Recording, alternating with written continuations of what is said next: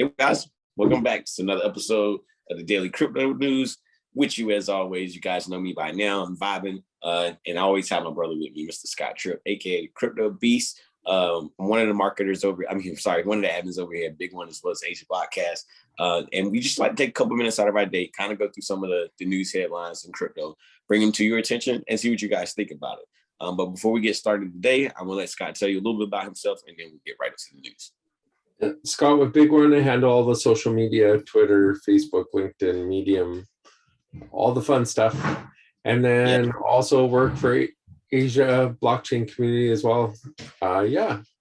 Just happy to be here again. Tuesday, a new start to the week.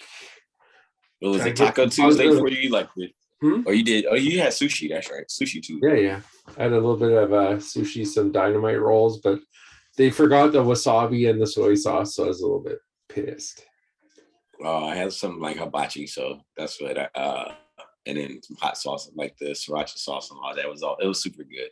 I really like when I do sushi, they have that like pickled ginger or pickled radish, or I don't know what it is. I think it's pickled ginger. I put a little piece of that and soy sauce on the top of my sushi every time. And when it comes without it, I'm like, you sons of... Oh, so they're going to have the little gingers? Yeah, they like strips of ginger, like plants, like shred, like thin paper slices. They forgot to put them in there? Didn't leave me anything, yeah. Oh, man. Yeah. That's the worst. That's when it doesn't taste the same. You're like, No, I was like, I don't want even... I ate 3 pieces, and I was like, I'm good. All right, but without further ado, guys, we're going to jump right into our daily crypto news. The first article that I have today is actually going to be coming from Bitcoin.com. And the headline reads, Italian sports car maker Ferrari inks multi-year deal with blockchain firm Velas Network AG. So it looked like Ferrari and Vela kind of went ahead and Velas Network and went ahead and inked a multi-year deal. For people who don't know, Velas is a network, specializing in blockchain and NFTs and things of that manner. And they operate on the Solana. They work. Their portal was actually on Solana, so it uses the EVM integration to make their NFTs. It's going to be very interesting to see what Ferrari decides to do with making some cool NFTs. I know for myself, I have all these, toy cars that I've never opened as Ferrari, like Lamborghini, some of the original classics, probably like almost 20 years old now. And I tell my girlfriend all the time, I'm scared to even check the value because I don't want to sell them, right? But I know that, they're pricey. And so I kind of know that, Ferrari's going to come out with something cool. They always have these cool model pieces and cool model cars and things of that nature. And they're pretty, they got some pretty cool quality to them too. That's awesome. Well, like some of them come with leather seats. Like imagine, like your little push cars growing up, like the Ferrari ones came with like leather seats and stuff like that. Shows you value. Yeah. Speaking of value, here's a good one for you. Ethereum co-founder Taylor Gehring bought an M3 serum for $3.6 million and wants to live stream the Mega Mutant ape reveal. And it just talks about here on this actual article that said Gehring purchased the M3 serum NFT from a seller who received it for free by being part of the BayC community. In August, Yuga Labs airdropped BayC owners of Mutant Serum, an NFT that enables the original Bored Apes to mutate into Mutant Ape. Mutant Serums belong to an NFT collection dubbed Bored Ape Chemistry Club and come in 3 different tiers, M1, M2, and M3, which being the rarest of them all. So $3.6 million for something that was given away. Yeah, and these things were given out. And they were given out for free as an airdrop, right? Or something like that? Yeah. Wow, man. Just shows you that the value and, kind of why people are taking their some of their value and kind of storing them in these NFTs. I mean, these communities are a lot stronger and they hold value really well too. So I think that's really good. That was a really good article. And to see that, and to hear M3, I think it was pretty cool, So it kind of gives it like that pizzazz, like coming from the BMW background. But to jump into my next article, I'm going to go over to CoinSpeaker, and the headline reads, Terra's blockchain UST stablecoin inks new milestone of $10 billion market cap. To see Terra, go over $10 billion in growth. It doesn't surprise me. Luna's been one of those assets that's kind of been performing in its own realm by itself over the last year, to be honest. And even when it hit $100 a week or two ago, I remember people telling me, or friends, I've seen people, some friends talk about, they were shorting at $70 and $75, and I was just thinking, like, for what? Like, you're so far in profit already, right? Like, why do you close your trade? Like, and I didn't, and I think Terra actually has a little bit further to go. I think they're going to kind of stable out as they keep getting into the top, passing some of the other top coins. When they start finding themselves in that top 5, they'll become more of a stable coin. And I think that, that's what Terra's background is, to kind of be its own currency. So I like what they're doing. It didn't really come as a surprise to me to see this article, but shout out to anybody that's holding Terra. No doubt. I wish I did. I always regret it. I was going to buy not so early, so it kind of leaves a bad taste in my mouth, but it's okay. So you miss one bus and the next one comes in 15 minutes. Exactly. Elon Musk reveals Bitcoin creator Satoshi Nakamoto theory, admits he doesn't get Ethereum, and issues Dogecoin Mars prediction amid crypto price crash. Basically, and what he said here is he believes that it's probably Nick Szabo, I think is how you say his name, Szabo, as the driving this evolution. But he said that he was the one that mainly came up with the idea of Bitcoin. He doesn't want to really outright come out and say that he's Satoshi Nakamoto. And then when it comes to the actual Ethereum side of things, I'm just going to grab it really quick here. It's right.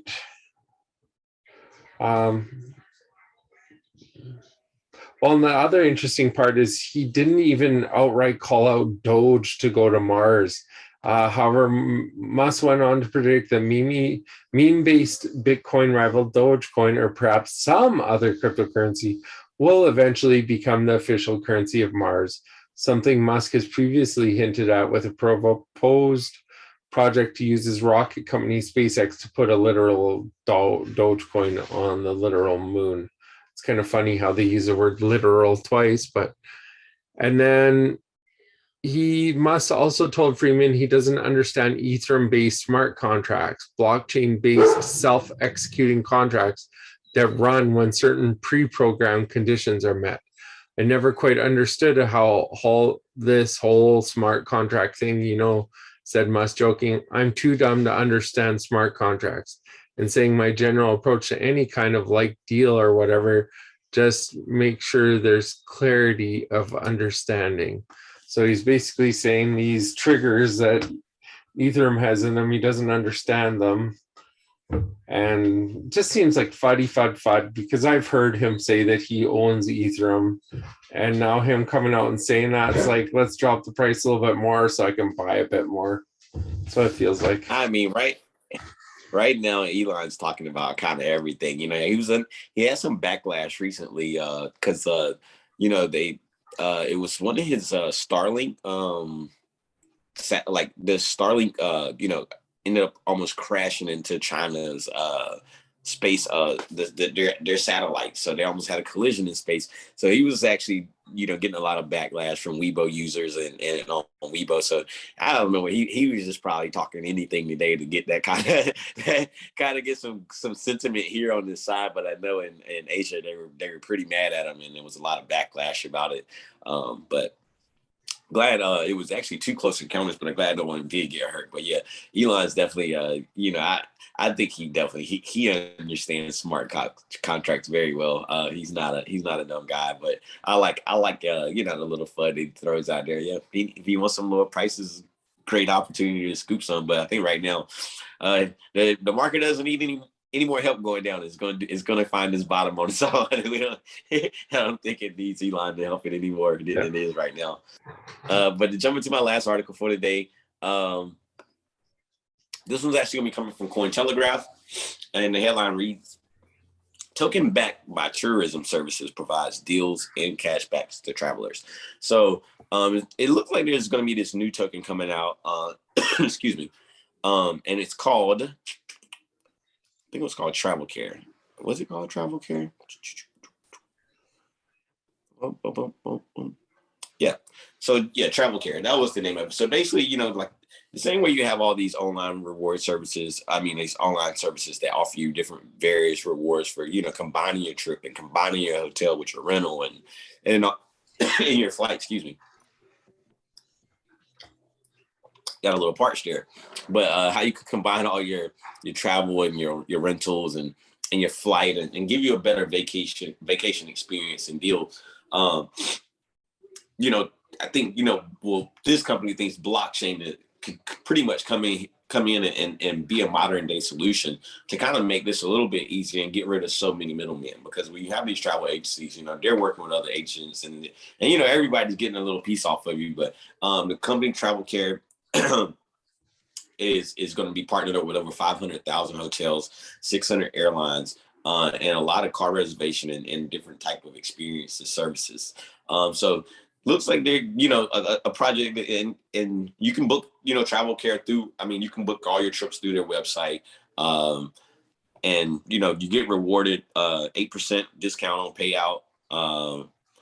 And you receive that, from when you plan your trips. So it looks like they got a pretty cool little use case there. I'll probably look a little bit more into it, but good to see, somebody kind of getting into the industry and not doing the same old, right? Like, and I think I've heard about some of the travel like agents or travel type projects, and I haven't seen them try to really ink any deals, and it looks like they're really trying to ink a deal and look like they have some partnerships that they're working on. So I'd be, I'm going to go ahead and kind of, like I said, check them out on Twitter, and it's called Travel Care, and maybe it might be one of the new projects that's coming up that we all can experience some joy in.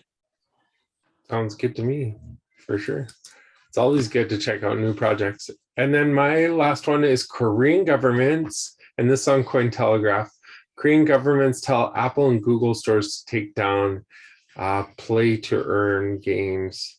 The game committee has strengthened its stance against P2E games by saying these games should not receive an age rating needed to get listed on app marketplaces.